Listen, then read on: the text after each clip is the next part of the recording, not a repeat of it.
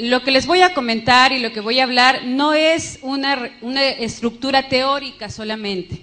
No es un marco teórico de lo que está pasando y de lo que pudo haber estado estructurado desde hace mucho tiempo. Es básicamente lo que hoy todos estamos viviendo, visto desde otra manera. Es un testimonio en donde yo les voy a compartir todo aquello que tanto las universidades, algunas lamentablemente las pontificias universidades católicas de nuestros países y otras universidades estatales lo conocen como los famosos posgrados de género o todo lo que tiene que ver las estructuras políticas de género. Es importante que sepamos de dónde parten, cómo fue estructurado y quiénes estaban detrás y con qué objetivo lo hicieron. Creo que para poder resumir todo esto y para que todos podamos compartir de una manera mucho más clara aquí hay tres poderes fundamentales. Un poder económico, que es el que mueve absolutamente todo. Un poder ideológico y político que tiene intereses, tanto eugenésicos como nazis y de gobierno global. Y un interés netamente ideológico hacia la nueva estructuración de unos nuevos procesos culturales y sociales. Mucho dinero de por medio, muchos intereses de poder de por medio, pero una propuesta que ha ido calando en nosotros de una manera asombrosa. Para empezar a hablar sobre la ideología de género, es importante saber dónde nace. Realmente la ideología de género nace primero de una corriente feminista. Eso sí es importante saberlo. Nace desde el momento en que los movimientos sufragistas del siglo XIX y del siglo XX empiezan a trabajar por algo fundamental, que era el derecho igualitario a la mujer y era la búsqueda de la participación de la mujer. Así nace. Nace desde lo que tiene que ver los primeros movimientos feministas. Dentro de estos primeros movimientos feministas vamos a ver qué se exige. Se exige la participación pública de la mujer. Se exige el derecho al voto de la mujer. Pero ahí es donde empieza a marcarse una búsqueda de un lineamiento político y de un lineamiento filosófico. Y así estos grupos feministas se empiezan a enmarcar con mucha fuerza dentro de lo que tiene que ver el feminismo liberal. Este feminismo es angloamericano y tiene raíces protestantes. Hace énfasis en el individuo e ignora la importancia de la familia-comunidad, es decir, la mujer y la mujer. El resto quedaba excluido, simplemente se buscaba introducir a la mujer dentro de todo el contexto político y social de la época. Fue muy fuerte la lucha y la campaña con respecto al tema del voto. Luego viene un feminismo socialista. Como este feminismo hablaba exclusivamente de la participación, del derecho al voto, de la participación social y ciudadana de la mujer, es decir, pasar de objeto a sujeto social, se vincula dentro de todo este proceso el socialismo. ¿Y cómo entra? Entra directamente desde el ámbito francés y alemán. Busca sobre todo reivindicar a la mujer desde lo social y utiliza a Engels, a Marx, socialistas muy conocidos de la época. Y así pasamos de la famosa lucha de clases entre ricos y pobres, empresarios y obreros, a la lucha entre el hombre y la mujer. Ahí es donde rompemos la relación familiar, la relación de pareja y empezamos a construir un enemigo al cual tenemos que vencer. Es decir, la mujer y el hombre enfrentados, como que a partir de eso íbamos a solucionar nuestros problemas. Es así que dentro de toda esta propuesta se habla de que las mujeres son la primera propiedad privada y la opresión de las mujeres por parte de los hombres es la primera opresión de la clase. Le dan un énfasis a un gobierno amplio que solucionará los problemas de las mujeres. Tenían planteamientos explícitos de liberación sexual, es decir, yo soy tan igual al hombre que yo no tengo por qué tener hijos. Si él no tiene hijos, yo tampoco. Y si para eso tengo que usar anticonceptivos, llegar al aborto y empezar a tener una vida promiscua, como a lo mejor algunos hombres la tienen, pues yo tengo el mismo derecho. También para ellas la familia y el matrimonio son instituciones que las oprimen, que son opresoras frente a la mujer, y por eso entre sus objetivos principales estaba la abolición de la maternidad y la paternidad. Y para esto era imprescindible la anticoncepción y la despenalización del aborto. Ambos tienen en común el rechazo de la discriminación y ya aparecen los planteamientos malthusianos. Es importante ver cómo esta ideología que parte del siglo XIX y parte del siglo XX, donde toma mucha mayor fuerza, ya se ha convertido ideológicamente en parte de lo que nosotros somos. Yo no quiero que me levante la mano nadie de lo que está aquí, cada uno es una pregunta individual, pero ¿cuántas y cuántos de los que estamos aquí usamos o hemos usado anticonceptivos?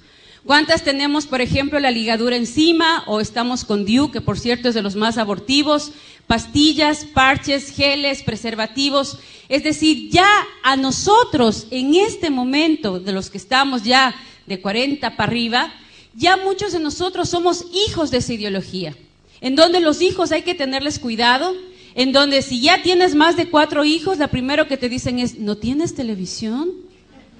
Pero si eres moderna.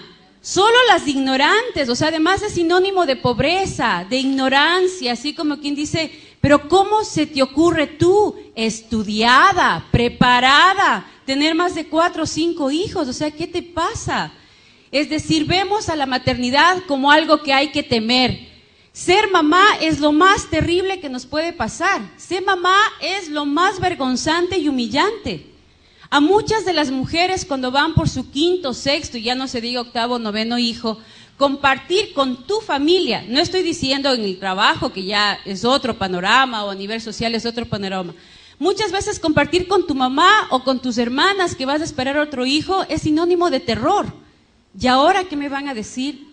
Y ahora mi mamá va a saber que me va a matar, y eso que estás casada, que tienes quien te mantenga, que tienes quien te comparta la vida, si tú eres una mujer independiente y trabajadora, tú mismo satisfaces tus necesidades, pero sin embargo ya vemos a la maternidad y al matrimonio como algo vergonzoso y temido.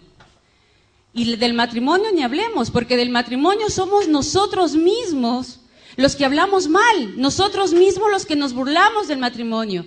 Vemos una pareja que está saliendo en su auto, al menos en mi país sucede, que ves una pareja de novios saliendo en el auto y muchos es pobrecitos, no saben a lo que se meten. O alguien te dice, me voy a casar, oh, mi sentido pésame, algo así como te vas a morir, ¿no? Y me acuerdo, mi mamá se muere de las iras cuando mi papá hace una broma y peor cuando yo la cuento, pero la cuento porque demuestra mucho lo que realmente pasa alrededor del matrimonio. Cuando le preguntan a mi papá, ¿y cuántos años están ustedes de casados? Él normalmente dice ya 45 años. Imagínate, si hubiera matado a alguien, ya estaría libre. Esto es pena perpetua. Entonces, claro, cuando ya empiezas a oír esas cosas y tienes 15, 16 años, dices, no, el matrimonio, paso, ¿no? Porque si tan malo es el matrimonio y tan malo es ser mamá, pues vénganse todos los anticonceptivos y todo lo que tenga que evitar el matrimonio. Y hoy postergamos el matrimonio 35, 40 años, preferimos tener una pared de títulos, una cuenta corriente bien gorda, casa, terreno, tarjeta de crédito, auto, a tener familia, a tener hijos. Y yo tengo muchas compañeras feministas de izquierda que tienen su pared forrada de posgrados, masterados, PhDs, tienen unos sueldos de 25, 30 mil dólares mensuales, porque eso es lo que aproximadamente paga una dirección de un proyecto de la ONU o de la OEA, y llegas a la casa y no tienes ni un perro quien te ladra. Envejeces sola. Y yo pienso que la soledad es de las peores cosas que nos pueden suceder. Yo, bueno, somos 3 hermanos, somos 3 con los que al menos si estoy enferma, ahora por ejemplo mi marido tuvo que salir de viaje también, estamos trabajando en una consultoría afuera, entonces tienes un papá al que le puedes llamar, oye papi, ayúdame con los chicos, mi hermano el menor todavía no está casado, oye gordo, anda a dormir con mis guaguas porque no va a haber nadie en la casa. ¿Se imaginan si fuéramos hijos únicos? ¿Qué es lo que ya pasa en Europa? Se muere el papá, se muere la mamá, él se queda solo. Un primo vive a miles de kilómetros del otro, estás enfermo, no tienes a nadie que pedir que siquiera te pase un vaso de agua. La familia es en donde más tenemos que invertir y uno de los objetivos políticos y económicos es justamente eso. Europa creció económicamente en el tiempo en que la empresa era familiar y se construía la empresa desde lo familiar. Pero a nosotros nos dijeron que era más importante tener títulos antes que construir en la empresa familiar. Y a partir de eso, las economías europeas están totalmente destrozadas y están en manos ahora de Asia. Y en América Latina, muchas de las empresas familiares también están desapareciendo porque nuestros hijos, o nosotros como hijos, ya no queríamos ser parte de la empresa familiar. Le tenemos miedo a la familia como factor de crecimiento económico y factor de crecimiento social. Y eso es un cambio ideológico que parte desde estos movimientos. Hay un segundo movimiento que es el que ya cobró fuerza en los años 60 y es el que nos ha impulsado ahora a lo que estamos, que está marcada por la obra del segundo sexo de Simone de Beauvoir y por la ilusión femenina de Betty Friedan. Este movimiento tiene ideas marxistas, pero junto con el liberalismo sexual. Aquí es donde se impulsa muchísimo lo que era la anticoncepción. Estos factores produjeron la revolución intelectual, fueron el inconformismo de los jóvenes, se sentían oprimidos, se sentían que no tenían mucho espacio de participación. El movimiento pacifista hippie, sexo, droga y alcohol, que promovía el amor libre, las relaciones sin compromiso, informadas pero puras, que es otro fenómeno. Mijita, prueba, ¿no? A ver cómo te va. Si te va bien, te casas, y si no, no. Yo cuando trabajo con jóvenes siempre les pongo un ejemplo, y es, miren, yo no sé cómo son las leyes en Argentina, pero en mi país, y creo que nos parecemos en muchos países, y hasta hoy por aprensión lo hacemos. Cuando yo voy a comprar un auto, supongamos que Manuel me va a vender el super Porsche negro deportivo con el que nos fue a ver al aeropuerto, me pide $15,000 y acordamos que se los voy a pagar. Pero yo antes de pagar esos $15,000 voy a ver que no tenga problemas a nivel judicial, a nivel legal, que tenga todos los permisos, que funcione, que tenga absolutamente mecánicamente todo bien, me aseguro de todo eso y ahí luego de asegurarme de todo eso firmo el contrato y ahí le doy los $15,000 a Manuel por su Porsche. Cuando yo entrego el cuerpito latino, yo les paso a muchos jóvenes gratis, sin un papelito, sin el nombre siquiera. Me interesa más las cosas, los objetos, que yo como persona. Si me choco el auto, Dios mediante, con esfuerzo y todo, capaz que lo recupero. Pero si me da SIDA, o si me contagio de virus de papiloma humano, o de clamidia y luego me quedo infértil para toda la vida, y el cuerpito latino lo entregamos gratis. ¿Ustedes imaginan que yo le pida a este joven simpático su computadora y le dijera, oye, te quiero comprar el computador, pero necesito que por favor me lo dejes usar 1 año. Después de ese año, si me gusta, te lo compro. ¿Me vendes? Pero a mi hija sí le digo, prueba, mijita, prueba a ver cómo te va. Si te va bien, te casas, y si no, regresas. Pero la computadora sí no la suelto, ¿no? Eso es lo que hacemos, nos tratamos peor que objetos. ¿Dónde está nuestra dignidad de ser humano? O sea, no podemos hacer de nuestro cuerpo un objeto que todo el mundo pueda usar, que todo el mundo pueda disfrutar, y si no te gusta, te dejo.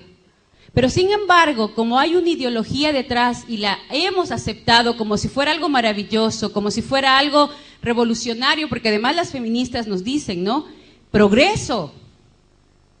Estamos ya en el siglo XXII, tenemos que ser modernos. Ya Europa lo aprobó. Ya en Estados Unidos es una ley como diciendo, mira, nosotros vamos por la cola y no podemos estar detrás.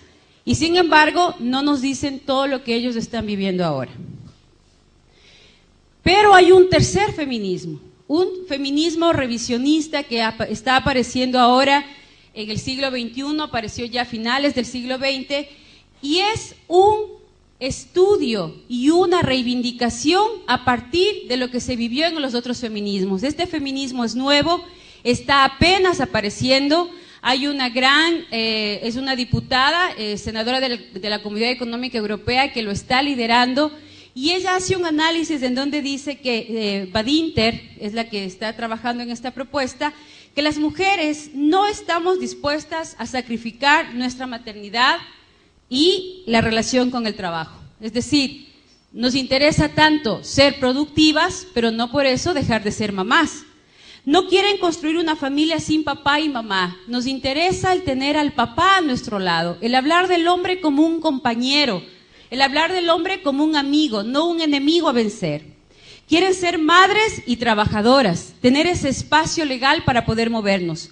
Exigen que los hombres no se desentiendan de su responsabilidad como padres, revalorizan las tareas que las mujeres hacen tradicionalmente, llegan a la conclusión que la liberación sexual de las mujeres habría beneficiado más a los hombres porque es a las mujeres a las que nos ponen aproximadamente 75 miligramos de levonorgestrel todos los días con el uso de anticonceptivos. Los anticonceptivos nos engordan, nos terminan los huesos, nos dañan la piel, se nos cae el pelo, aparte de que nos ponemos muy gorditas también, que es producto de este uso de hormonas.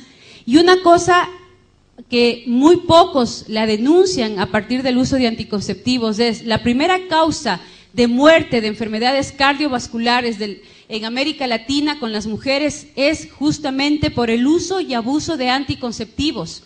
Somos la primera causa de muerte de las enfermedades cardiovasculares y está relacionada al uso de la anticoncepción. Y ahí sí nadie dice nada, ahí sí nadie habla de la salud cardiovascular, pero sin embargo sí hablamos de la salud sexual reproductiva, que es la que produce realmente nuestra enfermedad y nuestra muerte. Estiman que la mujer ha perdido su identidad femenina para asemejarse a los varones, produciéndose la peor de las alienaciones, ya vamos a hablar más adelante de esto, y buscan implicar al hombre en el logro de la igualdad real entre los dos sexos. En general, de una manera resumida, ¿qué promueve el feminismo? El progreso de las mujeres, es lo que todas estamos buscando.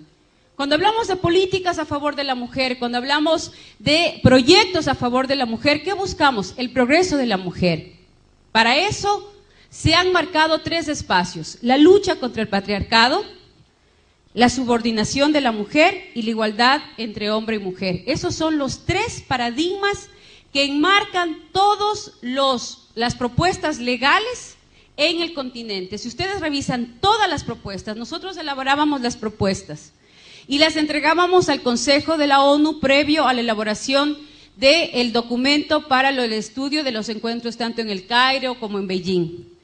Estos documentos siempre van a enfocar 3 problemáticas a raíz de un tema y las problemáticas estaban centradas en estos 3 puntos. Y para esto, ¿qué es lo que hacemos las feministas? Organizamos a los grupos, organizamos movimientos sociales, capacitamos a los grupos sociales y establecemos luchas políticas que tengan que ir directamente hacia el ámbito educativo, universidades, colegios, maestros, sindicatos, hacia el ámbito de salud, dinero para los centros de salud, dinero para médicos y formación de médicos en mi propuesta, y también todo un proyecto cultural, artístico, en donde yo pueda vender mi propuesta al común de la gente. Pero para poder llegar a esto, ¿qué nos piden? ¿Qué es lo contradictorio? Me hablan de progreso, pero ¿qué me están pidiendo? Para yo poder entrar dentro de ese progreso de la mujer, de ese concepto de progreso, tengo que renunciar a mi esencia femenina.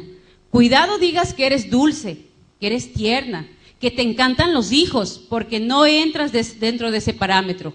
Tienes que ser dura, tienes que ser fuerte, te anulan tu feminidad, te anulan tus emociones. Tú no puedes llorar y para eso te ejercitan, para eso te forman. Para eso te ponen en campos de formación en donde te hablan de tus mayores debilidades. Hay una dinámica que se llama la silla eléctrica. En esta dinámica de la silla eléctrica, donde formamos lideresas para que puedan enfrentar el campo social, ponemos un círculo y cada una tiene que sentarse en esa silla y en esa silla te tienen que decir todos los campos negativos que tú tienes, lo que yo percibo de negativo de ti.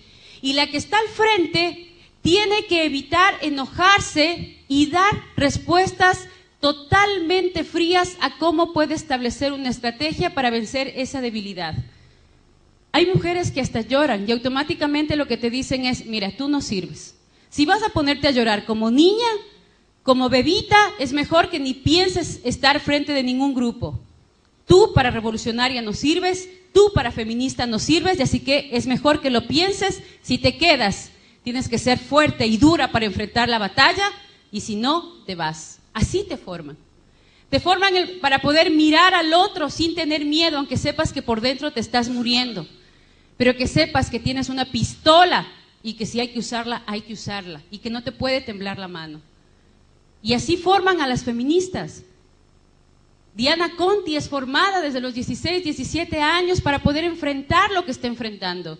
Para que todo el mundo le diga que es una liberal, que dónde está su familia. ¿Ustedes creen que ella, en el fondo de su corazón, no sentirá la presión social que implica liderar estas propuestas? ¿Que habrá ratos en que no quiera desmoronarse? Claro, porque somos humanas, pero tiene que vencer eso porque así está formada. Porque así tiene que hacerlo para cobrar el dinero que cobra y para poder estar en el lugar en el que está. Aparte de eso está promover la liberación sexual, es decir, si tú tienes 10 amantes, yo voy a tener 20 como mujer. Defender el aborto a petición, porque como tú eres hombre y no te embarazas, yo tampoco me tengo por qué embarazar. Y si para eso tengo que terminar asesinando a mis hijos a cambio de un título, asesinando a mis hijos a cambio de un buen sueldo, asesinando a mis hijos a cambio de un posgrado, pues lo voy a hacer. Porque primero estoy yo y yo. El resto no me importa. Si el resto quiere venir conmigo, que venga. Y si no, pues es su derecho quedarse. Disociar la reproducción de la sexualidad. Es decir, no importa el resultado. Si yo tengo placer, lo voy a vivir. Y ahí les tienen a un montón de diputados y senadores en América Latina discutiendo sobre el placer sexual de unas cuantas personas y si tienen o no tienen derecho a casarse. Cuando en el fondo, si nosotros vemos, estamos discutiendo sobre un tema genital, sino un tema de 2 o 3 personas que tienen placer sexual, besándose y amándose entre hombres o entre mujeres. Cuando las mujeres estamos automáticamente en muchos países, ni siquiera tenemos el grado de alfabetismo que necesitamos.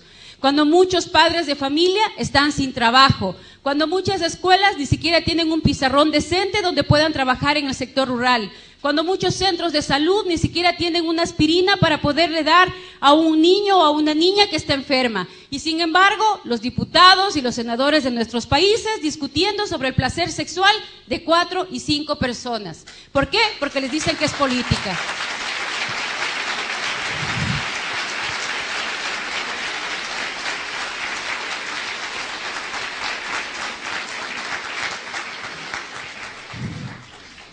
Además, es importante empezar a trabajar dentro de combatir la igualdad salarial, que ese es un punto. Siempre van a encontrar en las propuestas feministas puntos positivos que nos enganchan, pero que tienen con el paquete completo.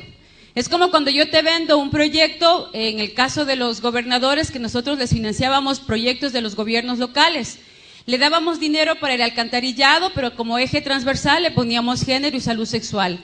Entonces el alcalde feliz empezaba a construir su puente y no se daba cuenta que dentro del convenio yo tenía la obligación de ir con mi equipo a capacitar a los maestros de las escuelas en el uso y abuso de anticonceptivos. Pero estaba el puente construido. Promover la promiscuidad sexual y el lesbianismo, porque es parte de las políticas de control natal. Ya van a ver que lo dice las Naciones Unidas clarito. La homosexualidad es parte del control natal para América Latina, un documento oficial de la ONU. Ingresar forzadamente al mercado laboral, es decir, y aquí hay muchas que lo hemos vivido, cuando vas a un sitio y te dicen, ¿en qué trabaja? Y como nos han lavado tanto el cerebro que ser mamá, estar en la casa es lo más denigrante, agachas la cabeza y dices, solo soy ama de casa. Solo soy ama de casa. O sea, por favor. ¿Quién no ha estado en la casa y quién no ha estado con los hijos no sabe de lo que está hablando? Aquí habemos algunas que somos mamás y sabemos que desde medicina, psicología, economía y todo lo que se puedan imaginar, uno lo tiene que saber. ¿Cómo? Pides ayuda al Espíritu Santo, porque te viene la de 20 años con la crisis de que se peleó con el novio y no sabe qué hacer. Viene el de 14 años que resulta que el profesor de matemáticas le mandó un ejercicio de X sobre Y al cuadrado y que tiene que resultar pi y dices, Virgen Santa, ¿y qué será eso? Y viene la de tercer curso y te dice, mami, lo que pasa es que me mandaron a hacer un ensayo de lenguaje sobre el Quijote de la Mancha.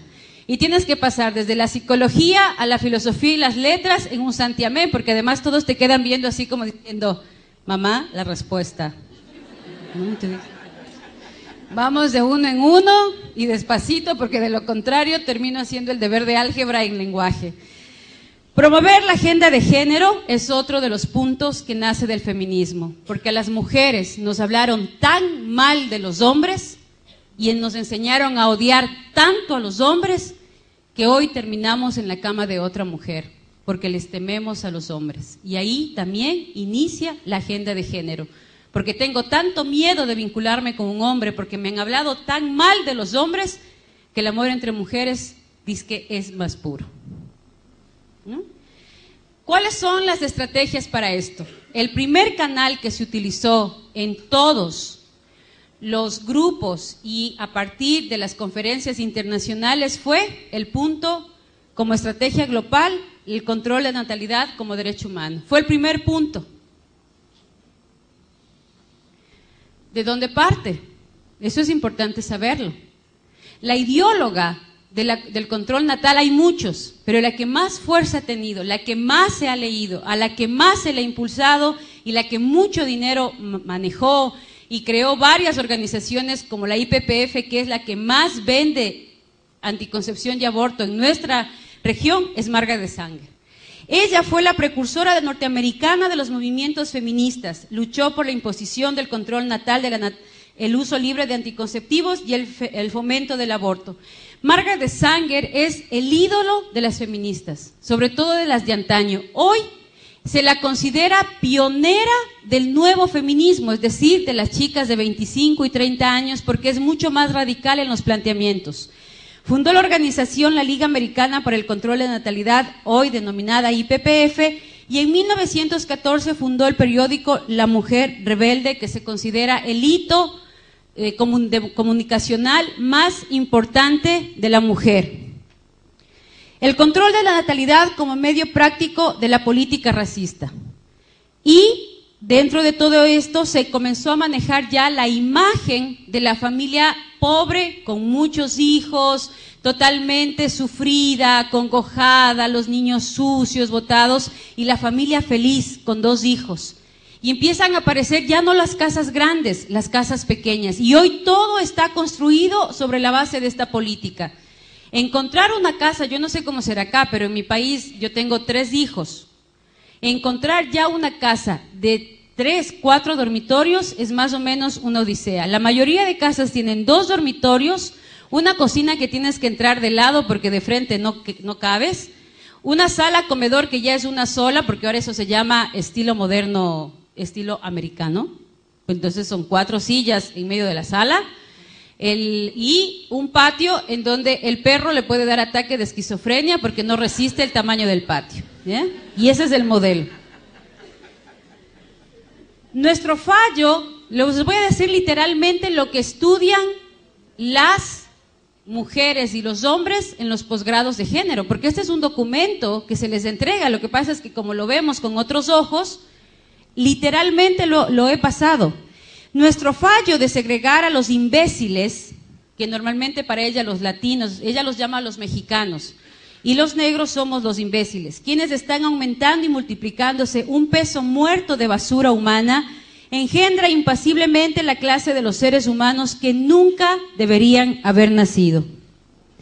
El control de la natalidad en sí mismo, denunciado a menudo como violación de la ley natural, no es nada más ni nada menos que la facilitación del proceso de deshacerse del indigno, de prevenir el nacimiento de defectuosos o de aquellos que lo serán. Margaret Sanger.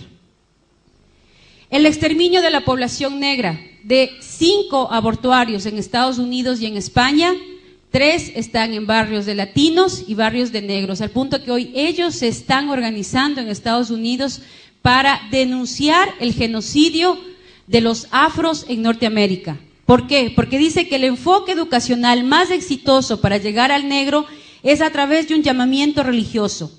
No queremos que nadie se entere de que queremos eliminar a la población negra, y el ministro religioso es el hombre que puede aclarar esa idea, si alguna vez se le ocurre al más rebelde de sus miembros. Entonces, por eso es que hay que buscar sacerdotes que defiendan el género, líderes religiosos que hablen de que no hay nada más bonito que ser homosexual y que no hay pecado en la homosexualidad. Entonces ya no es la líder de las Naciones Unidas.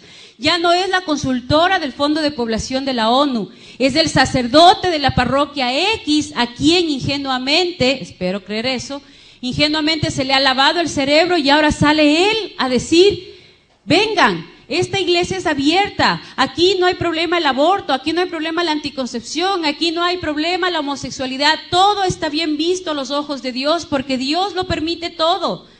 ¿Por qué? Porque es parte de la estrategia. Yo no soy la que tengo que decir, es la comunidad la que lo tiene que pedir y yo, buena gente, ONU, Fondo de Población, Banco Mundial, lo que hago es darle a la gente lo que quiere la gente, porque así de buena gente soy, ¿no?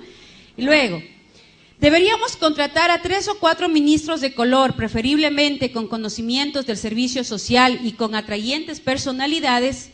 El acercamiento educativo más acertado a los negros está con una súplica religiosa. No quisiéramos que saliera de nuestra boca la frase de que deseamos exterminar a la población negra.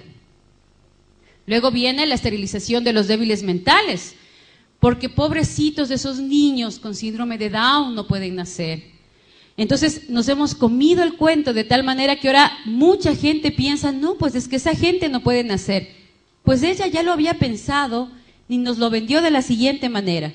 El débil mental innegable debería, de hecho, no solamente ser reducido, sino además prevenido de propagar su clase. Debería llevarnos también a la mejora racial, el esterilizar incluso a esos débiles mentales que no entran necesariamente dentro de un grupo hereditario. En la colonia de Lynchburg, para epilépticos y débiles mentales del estado de Virginia, se establecieron desde 1927 hasta 1972 unos 8,000 niños al amparo de una ley eugenésica, totalmente esterilizados. ¿Les suena eso de que a los niños Down hay que esterilizarlos, a los niños con problemas mentales hay que esterilizarlos? Y si a ti te tienen que hacer el examen para saber si tu niño viene o no viene con algún problema mental, para poder ayudarte. La pregunta es, ¿ayudarme a qué? Disculpe.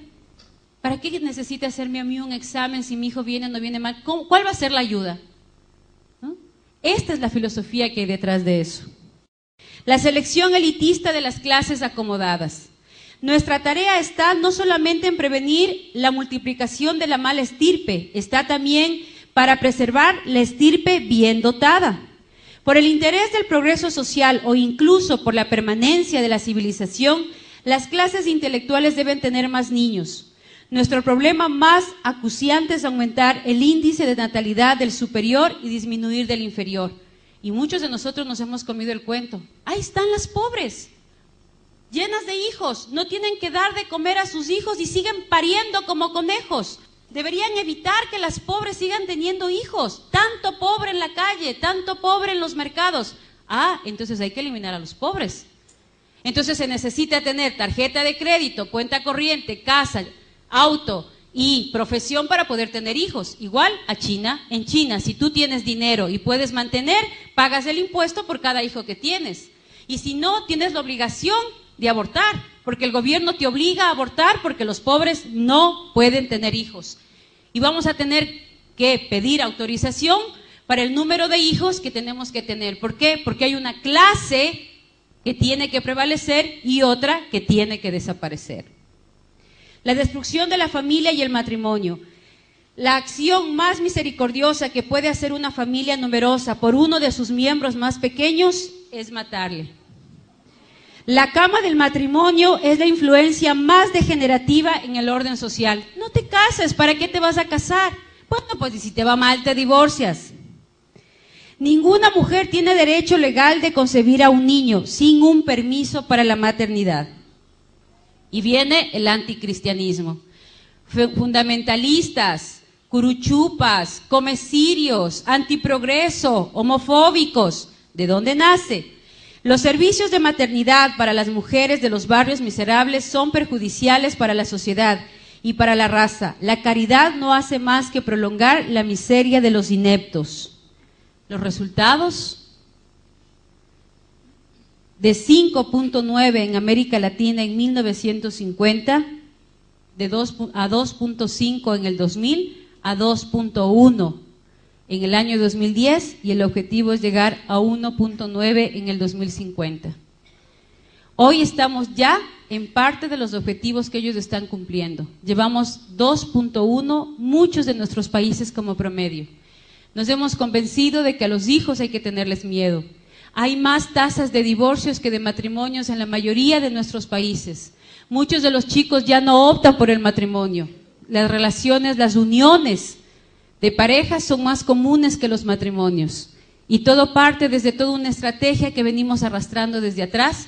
Yo le he puesto las frases tal cual ellos lo dicen, pero a nosotros nos hablan de progreso, nos hablan de derechos, nos hablan de felicidad, nos hablan de éxito, cuando en el fondo, si ustedes les preguntan a estas feministas, les preguntan a estos líderes sociales, ¿cuántos de ellos están con la persona con la que se casaron?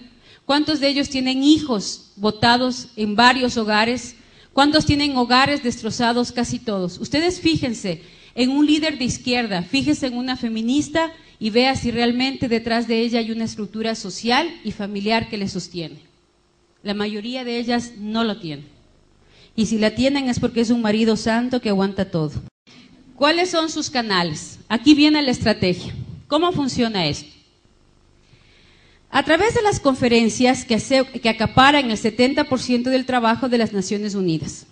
Esa es la estrategia. Ahí tenemos las conferencias de mujeres, de población, de niñez, de tierra, derechos humanos, las conferencias sociales y las dos últimas de la mujer y de los jóvenes en México. ¿Cómo operan? Las conferencias están diseñadas para llamar la atención sobre algo particular.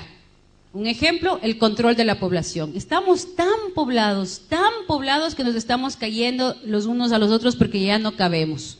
Y uno se sube a un avión y ve unos campos maravillosos. Por cierto, Mendoza tiene unos paisajes espectaculares, unas montañas y unos campos, pero fascinantes. Y resulta que uno ve, sí, una población grande, sí, pero no están tan poblados que ya se están cayendo de los cerros, no, nadie, ¿no? Pero nos dicen no, control poblacional, ya estamos demasiados. Y producen documentos en consenso. He puesto en comillas en consenso, ¿por qué? Porque estos documentos los elaboramos un grupo de técnicos que trabajamos en las Naciones Unidas. Estos documentos reflejan verdaderamente la problemática que se va a trabajar. La problemática, por ejemplo, de violencia contra la mujer, la problemática de analfabetismo más alta que existe en América Latina y en África en relación hombre-mujer, es cierto. Se ponen las problemáticas reales, se hace un análisis de la problemática real. Y estos son los que tienen que definir las pautas para las acciones nacionales e internacionales. Es el documento base donde está el problema enfocado, pero tiene el marco de control natal. Problema, solución, control natal. ¿Cómo se llega a esa conclusión sin que yo ONU lo diga y lo diga la gente? Pues a través de las reuniones regionales. Estas reuniones son reuniones de avance, entre comillas. Son personal de la ONU quien redacta un borrador que se presenta a los delegados de los países en las precomisiones que se llevan a cabo en Nueva York. Este paquete que tiene que ver con el análisis de la problemática baja a cada uno de los países. En esos países se lo traduce a la realidad nacional, a la realidad de Argentina. En función de esa realidad, la ONU, a través de sus técnicos, llama a diferentes ONGs que estén trabajando en relación a ese tema. Y ahí viene el punto, la presión. ¿Cómo logro la presión? A través de las organizaciones no gubernamentales que yo mismo como ONU autorizo para llegar a la cumbre. ¿Por qué? Porque las reuniones paralelas a la conferencia se focalizan en el trabajo de lobby. Yo llevo un grupo de jóvenes, de esos chicos guapos y simpáticos que están en la esquina, les cuento todo el drama, pobrecitas las mujeres, excluidas, sacrificadas, llenas de problemas, no tenemos participación, entonces tenemos que sacar adelante la participación. Ellos empiezan a dar una serie de ideas, una serie de propuestas, una serie de actividades, de estrategias, resultados, porque además tú le entregas las fichas que tienen que llenar. Ellos no llenan las fichas por sí mismos. Yo les entrego unas fichas con unos lineamientos y unas preguntas que ellos tienen que responder. Y el momento en que yo veo que, por ejemplo, una de estas simpáticas chicas dice, pero ¿por qué la ley del aborto? O sea, no tiene nada que ver el control natal contra el aborto. Yo automáticamente lo que le digo es, mira, después hablábamos, te lo tengo que explicar. Lo que pasa es que ella no tiene muy claro el asunto, pero luego yo hablo con ella, pero ustedes sigan trabajando. Entonces, la anulo directamente. Cuando sale el documento no lo redactan ellos. Yo contrato una relatora, las famosas relatoras de mesa, que son las que ya están capacitadas por mí, las que ya recibieron absolutamente toda la información que yo necesitaba, recoge 4 o 5 planteamientos de ellos y lo traduce al lenguaje que la ONU quiere plantear como política internacional. Así funciona. Entonces, ahí viene el lobby. En el lobby, a los delegados, senadores, diputados, delegados del área ejecutiva de cada uno de los gobiernos, yo le digo, usted, como diputada que ha venido a la ONU, quiero darle a conocer el documento que trabajamos en su país hace exactamente 3 meses y lo trabajaron más de 100,000 jóvenes argentinos y estas son las conclusiones. Si usted no aprueba esas conclusiones, estará traicionando el sentir de las mujeres y de los jóvenes argentinos. Entonces, por favor, vote. Este es el pedido de los jóvenes en el país. Y el trabajo del lobby es convencerle al delegado de país de que su país es el que está pidiendo porque yo, ONU, he hecho todo el trabajo de las ONGs. Luego aparecen las voceras de los grupos de base y de las organizaciones internacionales con intereses económicos. Aparecen los proyectos.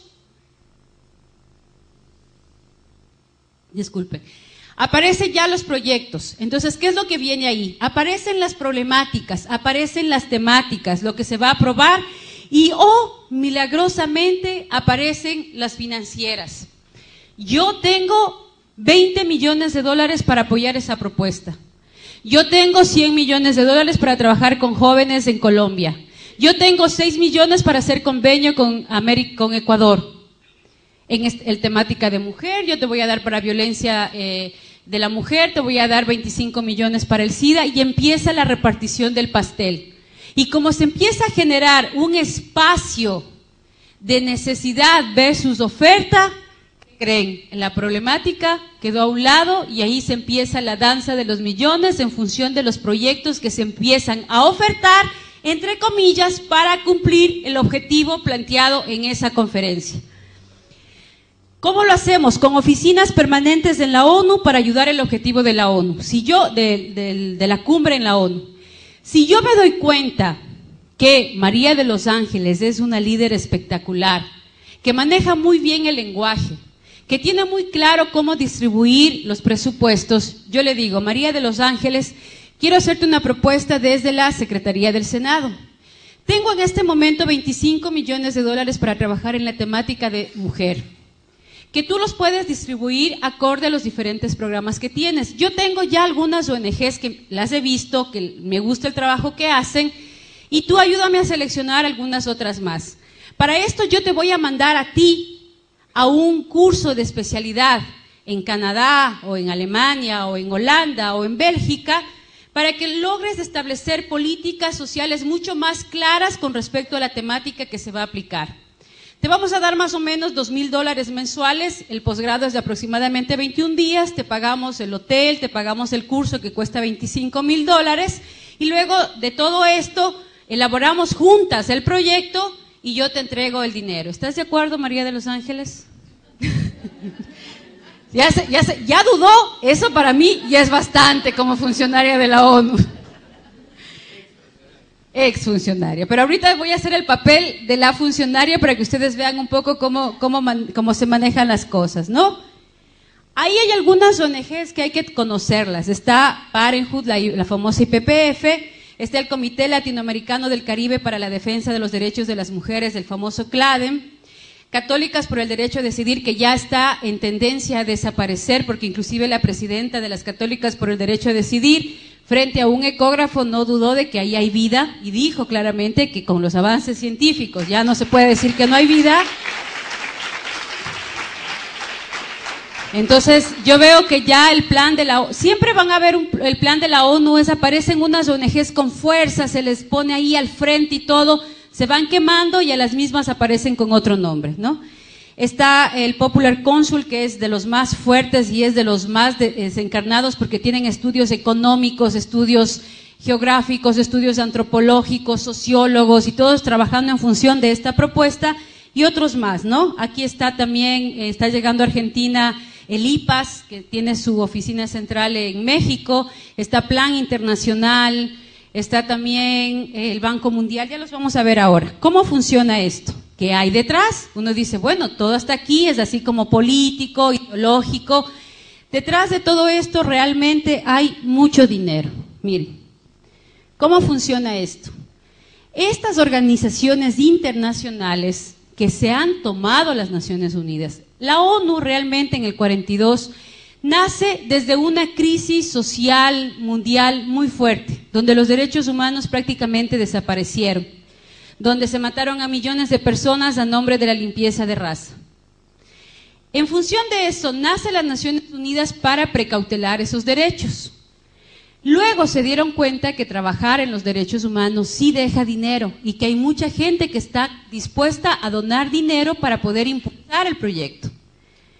Y ahí aparece, obviamente, el cansancio de estos donantes, y estos donantes dicen, pero ya les estoy dando millones y millones para reducir la pobreza en África y hay cada vez más pobres.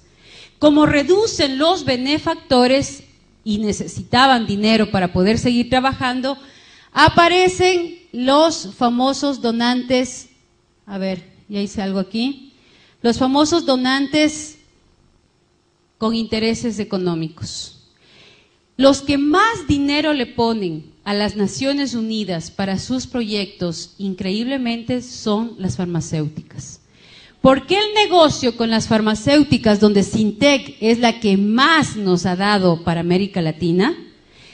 Es la que invierte para generar los proyectos de educación sexual como inversión para poder retribuir. ¿Dónde está el negocio? Yo te vendo los preservativos a 12 centavos desde la India. Vienen 4 millones de dólares. No crean que compramos 1 o 2, compramos, solo en Ecuador acabamos de comprar en enero 4,5 millones de dólares en anticonceptivos a Sintec.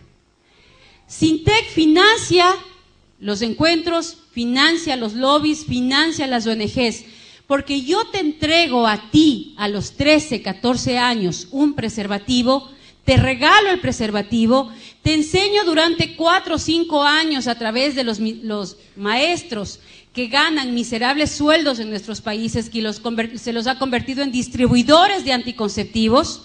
Son los únicos distribuidores de farmacéuticas que no ganan ni una regalía por lo que venden, los médicos igual, y se les entrega estos anticonceptivos y se les enseña a usar a nuestros hijos porque yo me estoy garantizando un fiel cliente por 35 y 40 años.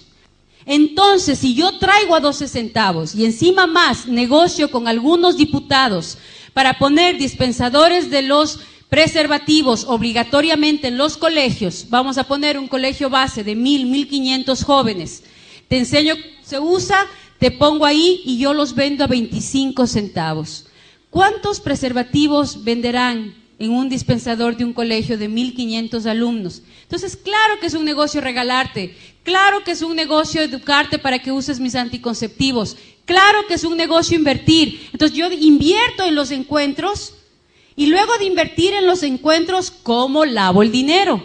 Lavo el dinero a través de las organizaciones internacionales para que yo desaparezca, te entrego a esta institución busca agencias internacionales de desarrollo social, de desarrollo en salud, como el USAID, como todo lo que tiene que ver los centros, la FDA también, y lo paso a las financieras para que puedan entrar a negociar, como la Organización Mundial de la Salud y el UNPA, y entrego los préstamos a través de los bancos internacionales.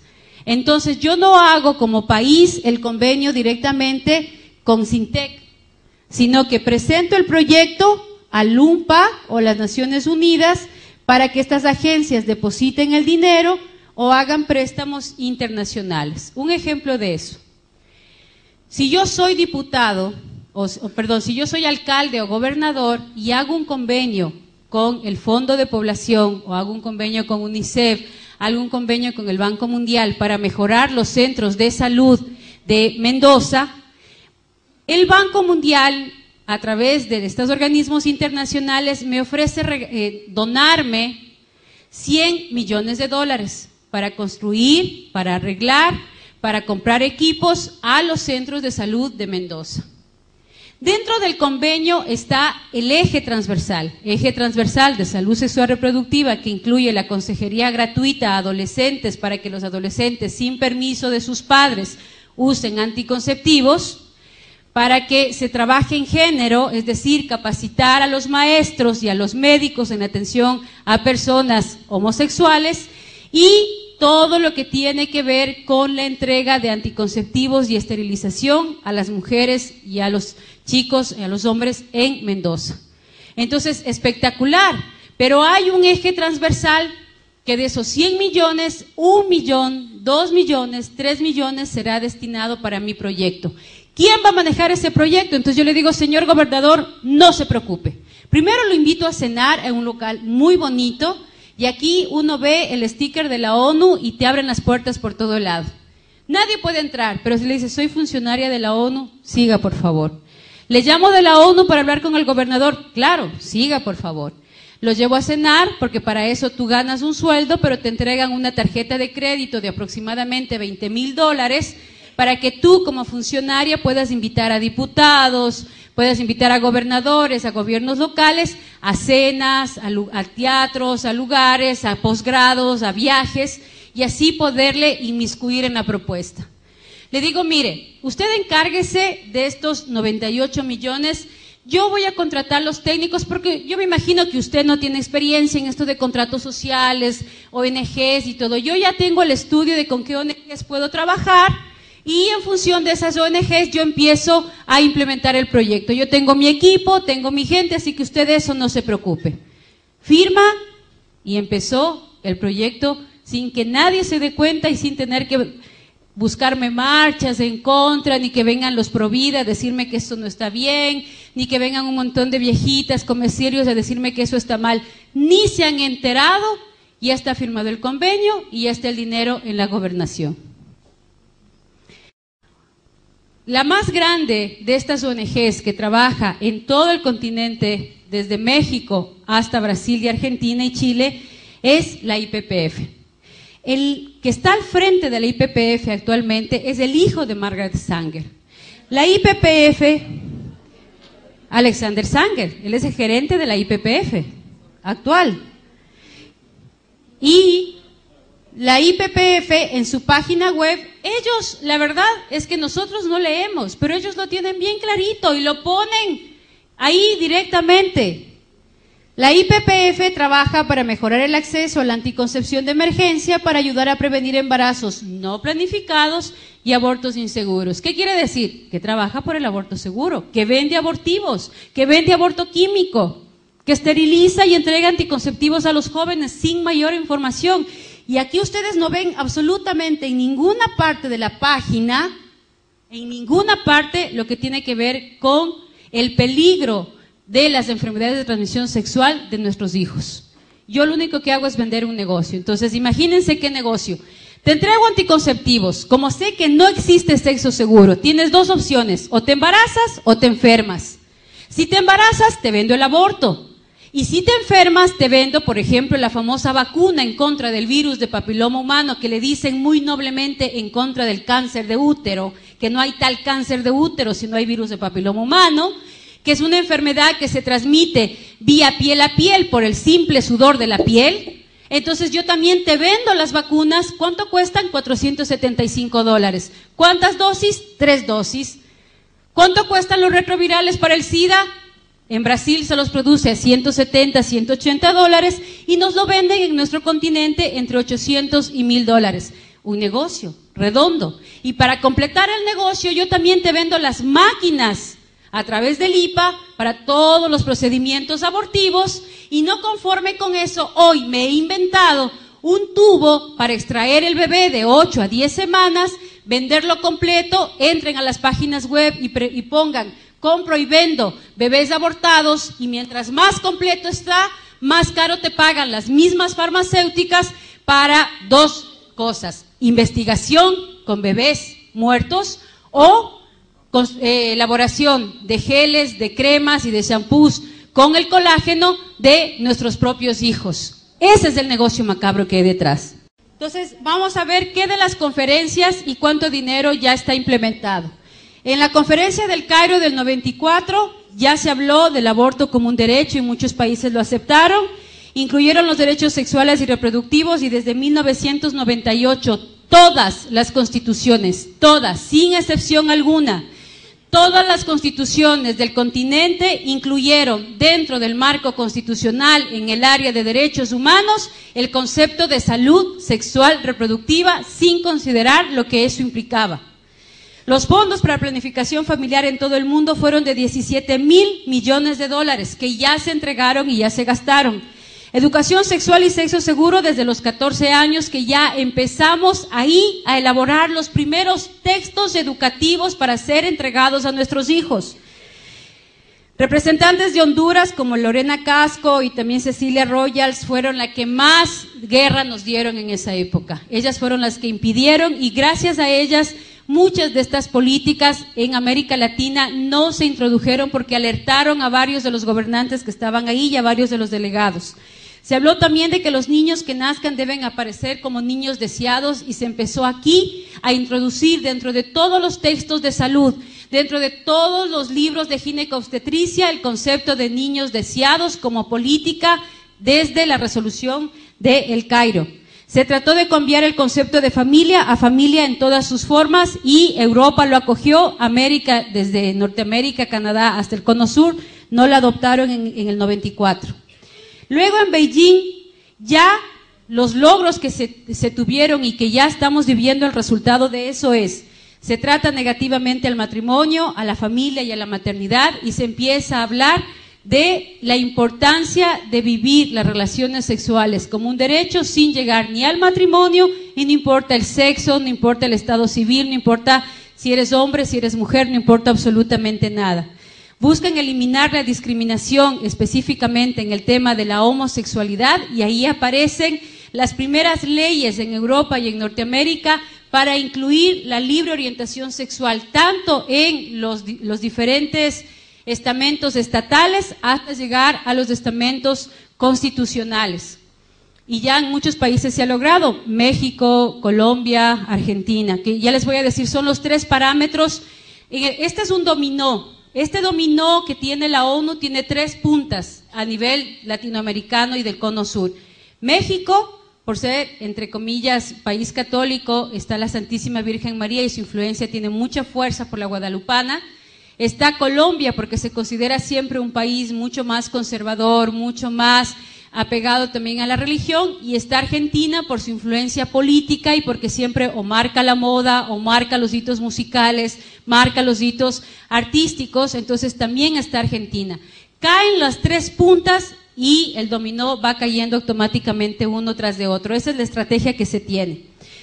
Busca eliminar los obstáculos para la igualdad de género, y empiezan a aparecer grupos artísticos financiados por la misma ONU, artistas y varios líderes sociales y políticos, homosexuales como personas lindas, como hitos, como ejemplos, y empezamos a aparecer en la televisión, empiezan a aparecer homosexuales, empiezan a aparecer varias personas. De hecho, Walter Mercado es uno de los beneficiados de los proyectos de la ONU con dinero para expandir su imagen dentro del continente, porque su imagen daba mucha fuerza a la relación del buena gente, lindo, simpático y que ayuda a los demás. Propone eliminar la tradición y la religión que discrimina contra los jóvenes, y aquí se empieza a hablar por primera vez de una religión universal. Promueve emprender iniciativas con sensibilidad de género que aborden temas de enfermedades de transmisión sexual frente a el uso del preservativo. Propone promover el derecho a tener control de su sexualidad y decidir libremente el asunto relativo a la sexualidad, incluyendo la salud sexual y reproductiva, es decir, que los adolescentes vivan libremente su sexualidad sin el control paterno.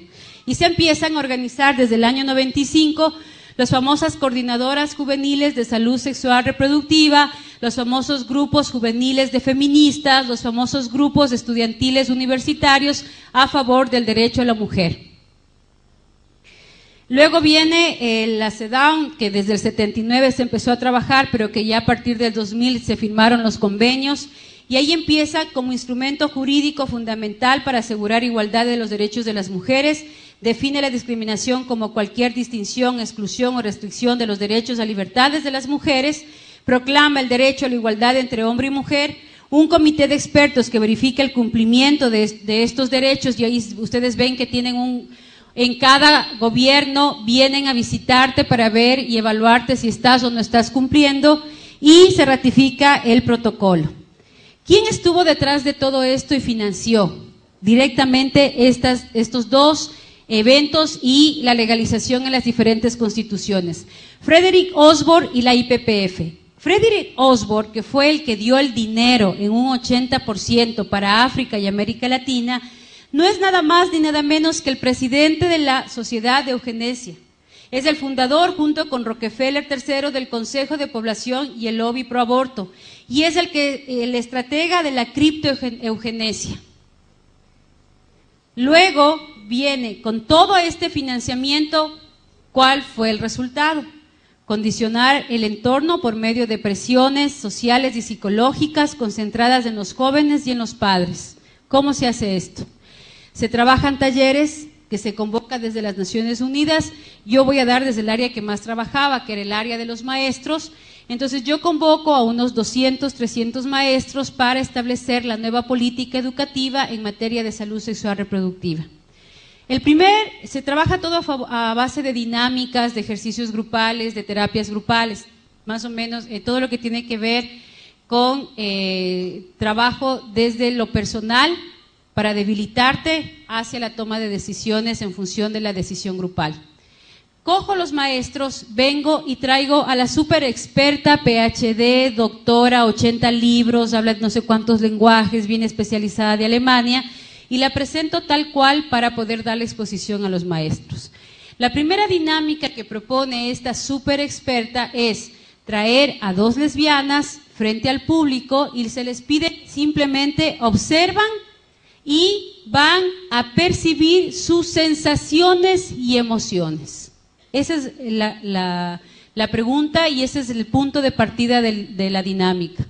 Entran las lesbianas, se quedan mirando, se acarician, se besan y se van. La pregunta de la super experta es ¿cómo se sintieron?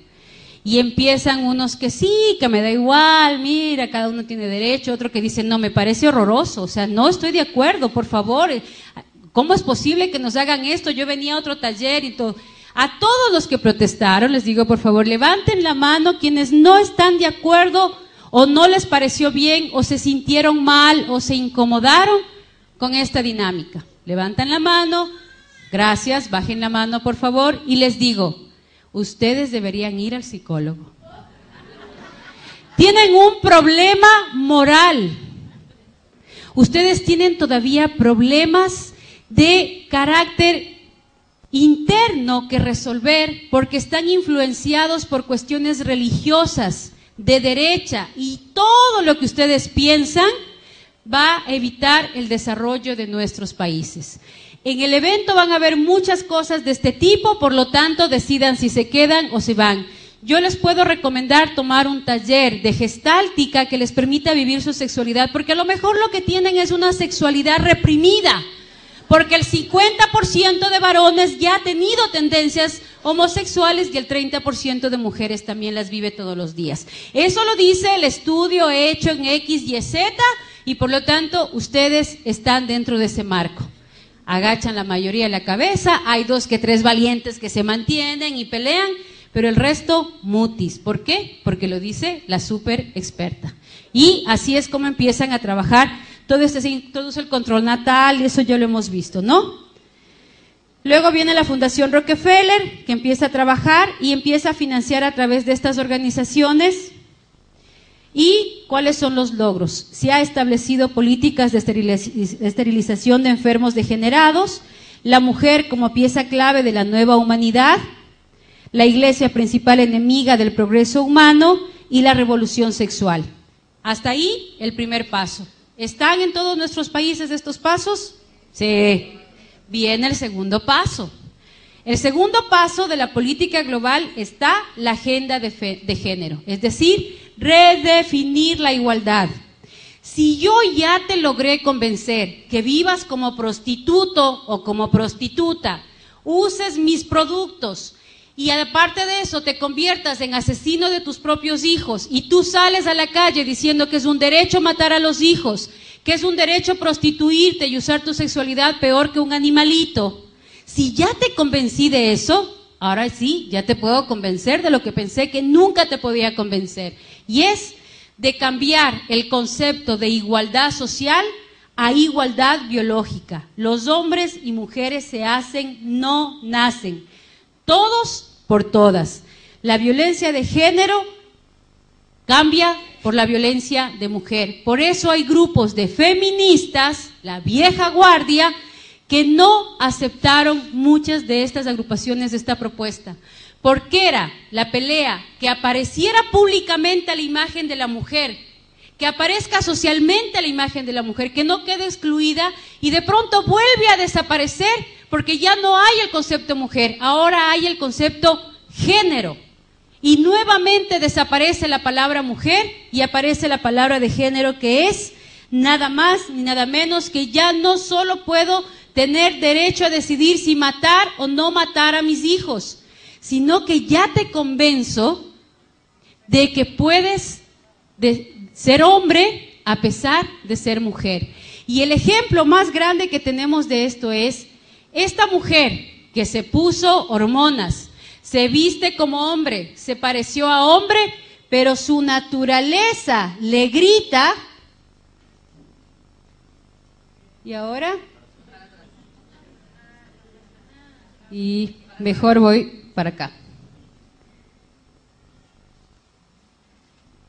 Le grita que es mujer. O sea, por más que tenga toda la apariencia, es mujer, tiene su útero, tiene sus ovarios, tiene sus óvulos, se quedó embarazada. Es tan mujer que eligió a un hombre como pareja. Lo que pasa es que está tan cucú que quiere parecerse al hombre y así se siente más feliz y así se realiza más. Es como ese hombre que necesita que le encadenen y le den a palos y le den a látigos para decir, ¡ay, qué placer! A ella le encanta vestirse de hombre, pero es mujer, su naturaleza le grita que es mujer. Entonces, si yo soy capaz de convertirte en asesina y asesino de tus propios hijos, ahora te voy a decir que no importa el cuerpo en que nazcas, lo importante es el placer que sientas con ese cuerpo. Y si para eso tienes que sentirte mujer siendo hombre o hombre siendo mujer, pues estás en tu derecho porque eso es género. Y entonces sexo es igual a género. Un ejemplo de esto que les puedo poner es, imagínense lo que sería mañana a una ballena que se sienta una paloma encerrada en el cuerpo de una ballena. Y mañana sale disparada volando por los mares del continente. O al perrito de la casa que de pronto se sienta un gato encerrado en el cuerpo de un perro. Ni los animales. Ni los animales han llegado al punto de preñadas romperse el vientre para matar a sus propios hijos. Ni los animales han llegado al punto de querer ser lo que no son. O sea, a un pez jamás se le ocurriría sentirse pájaro, porque además sabe que se muere en el intento. Y eso es lo que está pasando aquí. Nadie les está diciendo a estos chicos que están viviendo su orientación sexual los terribles daños biológicos que implica esa decisión. Y si no, preguntemos en Europa cuántos anos artificiales han tenido que poner en los homosexuales que viven libremente su homosexualidad. ¿Cuántos genitales masculinos han tenido que amputar por las infecciones terribles que se da dentro de su salud el momento de las relaciones anales. Ahí sí nadie les dice nada. Que las enfermedades de transmisión sexual han transmutado desde lo genital a lo anal y a lo bucal por las prácticas sexuales que este tipo de ideología nos está enmarcando y nos está creando como parte de nuestra sociedad. Vamos a ir rápido, que tengo 5 minutos. Es el fraude, cómo nació esta propuesta de Kinsey. Les pido que por favor estudien el documento de Kinsey. Un depravado sexual sobre el cual se basa la teoría de género es un médico psiquiatra que utilizó a niños huérfanos de 8, 9 y 10 meses para que sean violados por un grupo de personas que están encarceladas y que se les consideraba personas peligrosas, criminales peligrosos. Él puso a estos criminales a violar y a abusar sexualmente de estos niños y se dio cuenta que después de 3 o 4 veces que eran violados sentían placer sexual porque ya no lloraban. Y el estudio que parte este señor es la base de género. Es tan imposible probar científicamente la teoría de género que por favor no se metan a discutir el género desde la parte filosófica. Género se debe discutir desde estrictamente la parte biológica, la parte conductual, la parte científica que ustedes pueden probar. Un ejemplo sencillo de eso es que si en este momento, Dios no quiera, hay un terrible incendio en esta sala y todos quedamos achicharrados y no se reconoce nada de nosotros, el médico forense lo único que podrá decir de esta sala es que había 300 mujeres y 200 hombres, punto. No puede decir que había un medio hombre por ahí o una media mujer por allá. Si a Manuel le quitan un pedazo de hueso y a mí me quitan un pedazo de hueso, el médico lo único que va a poder decir es: hay un esqueleto masculino y hay un esqueleto femenino, punto. Somos tan diferentes los hombres y las mujeres que psicológicamente, hormonalmente, biológicamente funcionamos de manera totalmente diferente. El hombre es más paso por paso. Las mujeres somos mucho más detallistas. Un ejemplo cotidiano de eso, un desayuno en la mañana. Mi amor, ayúdame a hacer el desayuno. Se baña, se afeita, se viste, se arregla, nos atrasamos al colegio. Mamá haciendo el desayuno, mientras se pone las faldas, prende el agua. Mientras prende el agua, se pone el rulero para salir guapa.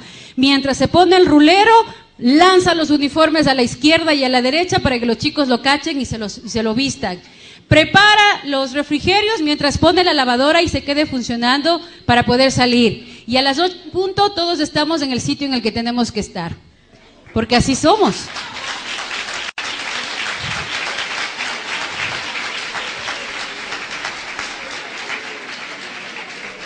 Y ahora imagínense, ¿no? ¿Ustedes se imaginan un papá dando a luz? ¿Verdad? Ahora imagínense ustedes sin los brazos de esos hombres, sin la practicidad de ellos. Que cuando tú llegas toda alborotada y le cuentas: es que mi trabajo, es que la vecina, es que la comadre, es que los hijos, es que el colegio, es que el mercado, es que el problema, el que no sé qué, no sé cuánto, y él te queda mirando así. No entendió nada de lo que le dijiste y te dice: sí, mi amor, claro. ¿De qué sí? De eso de lo que me estás hablando. ¿Pero de qué parte? De tu amiga. No te estoy hablando de mi amiga, te estoy hablando del trabajo, ¿no? Pero sí, esos ojitos de popurrí, sin sus halagos.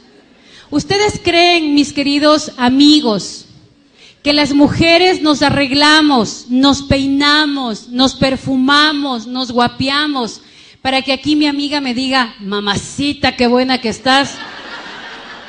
No. Nos arreglamos para nuestros maridos, para nuestros hijos, para nuestros machos, para nuestros varones. Y todas nos debilitamos y nos derretimos frente a esas palabras amorosas que ustedes nos dicen. Nos derretimos en los brazos de ustedes porque necesitamos de sus brazos. Necesitamos de su practicidad. Necesitamos de su racionalidad.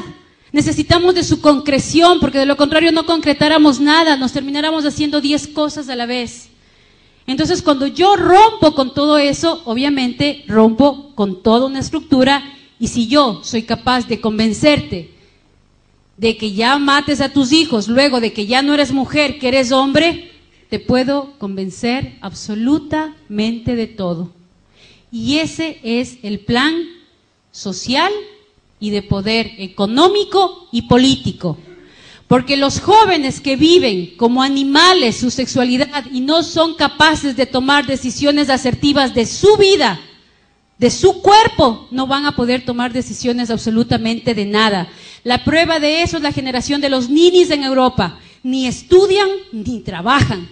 Y eso es lo que quieren acá.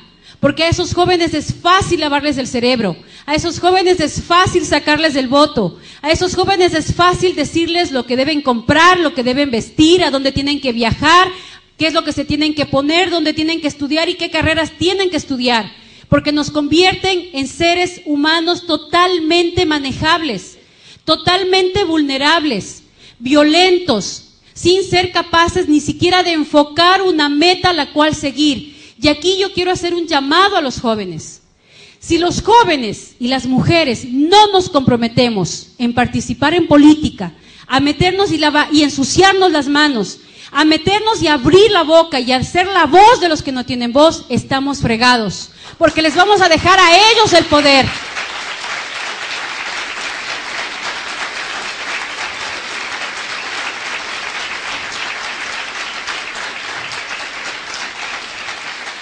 Si ustedes no participan, de nada les sirve tener 100,000 personas en la calle y 80 en contra dentro del Congreso, dentro de los diputados. No nos sirve de nada.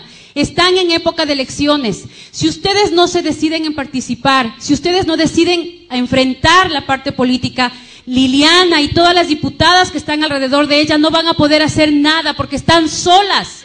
Necesitan gente adentro. Si ustedes jóvenes no son capaces de extorsionar a los políticos, de presionar a los políticos y decirles, yo soy su futuro votante por varios años, si usted no me firma este papel donde se compromete a defender la vida y la familia, yo y todos los míos no le daremos el voto. O firma o considérese un cadáver político, porque nadie va a votar por usted. Es así como tenemos que actuar.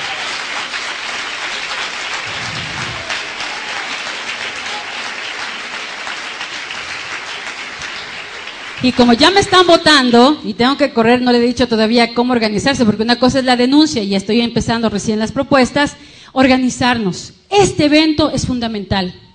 Este evento tiene que unirse con todas las fuerzas internacionales que en este momento están trabajando. Estas son algunas de las organizaciones internacionales que están ya dentro de los Estados Unidos, en la ONU, con oficinas propias.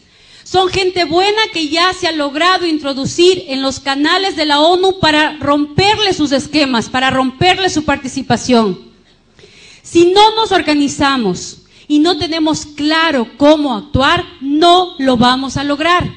No hace falta que salgas y digas a la calle que el aborto es un pecado, se te van a reír en la cara.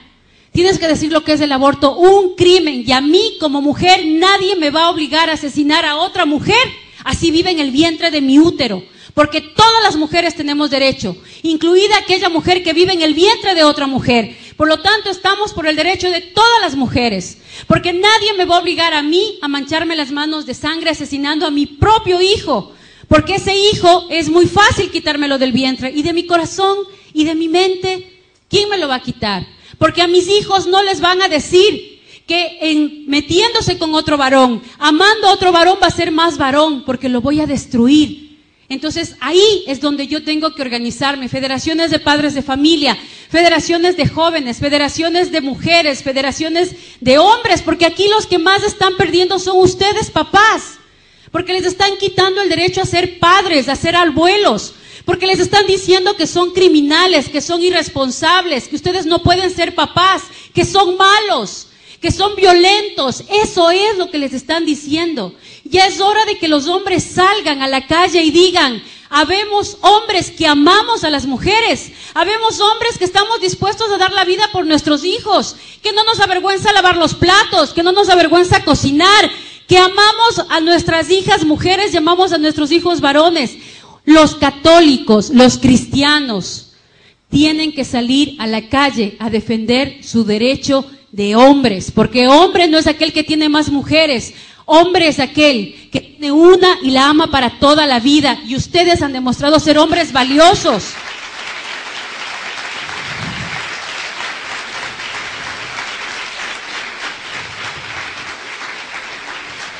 Finalmente vamos a hablar de nuestros hijos. Machismo empieza con M de mamá, mujeres. Es hora de empezar a trabajar en la educación de nuestros hijos, en ambientes de vida coherente y con valores, buscando un ideal de persona, enseñándoles a tomar decisiones acertadas, que si ellos no están de acuerdo que en su colegio, en su universidad, les den condones, ellos sean capaces de abrir la boca y decir, no estoy de acuerdo, oiga maestro, disculpe, ¿usted me garantiza sexo seguro? ¿Usted va a pagar mi tratamiento si yo me contagio de SIDA? Si usted me firma que lo va a hacer o va a hacer con cualquiera de mis compañeros, hágalo. Caso contrario, si mañana tenemos SIDA, tenemos virus de papiloma humano, tenemos clamidia, usted va a tener que responder. Por lo tanto, es hora de que nuestros hijos, desde los más pequeños hasta los más grandes, sean capaces de enfrentar este nuevo sistema educativo con valentía, porque saben que tienen unos padres detrás que los apoyan, unas agrupaciones detrás que los defienden, un grupo de personas que piensan como ellos. No les hagamos tener miedo de que digan soy católico, que sean orgullosos de ser cristianos, de ser católicos, orgullosos de ser jóvenes que piensan diferente.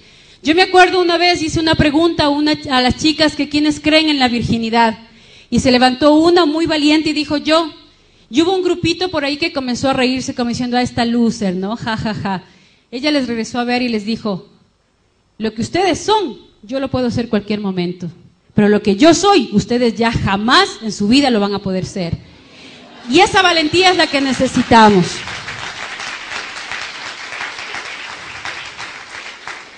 Bueno, ya están ahí. Yo creo que con esto terminamos. El concebirnos como hombres y mujeres complementarios, establecer mercados, políticas económicas. Hay que empezar a trabajar en función de leyes a favor de la familia, a favor de la maternidad, empezar a crear créditos educativos a favor de las familias grandes, a favor de las parejas, que los que se casen puedan tener reducción de impuestos, reducción en costos, de todo el tema de la construcción, el poder trabajar con las empresas para que en sus publicidades no sean empresas solamente socialmente responsables, sino que sean empresas con políticas familiares, comprometidos con la familia. Ustedes están ahora organizándose. México tiene una idea que la ha venido trabajando mucho tiempo y se las paso por si acaso, el Día de la Familia, en donde todas las empresas, los mercados, los supermercados, los negocios de comida, en ese día hacen programas especiales para las familias, dando énfasis en las familias grandes y en las familias pequeñas. Hacer compatible la maternidad y la paternidad, no tener miedo a comprometernos. Tener acciones positivas y trabajar a favor de la familia y de la vida es lo único que nos va a ayudar y nos va a fortalecer. Trabajar en favor de la familia y de la vida es lo único que va a lograr cambiar Argentina, cambiar Colombia y Ecuador. Si no estamos unidos, no estamos claros y no alzamos la voz, no tenemos derecho ni siquiera a criticar. Si ustedes no están comprometidos adentro, si ustedes no entran a la política, si ustedes no entran a jugárselas, ya perdieron el derecho a criticar.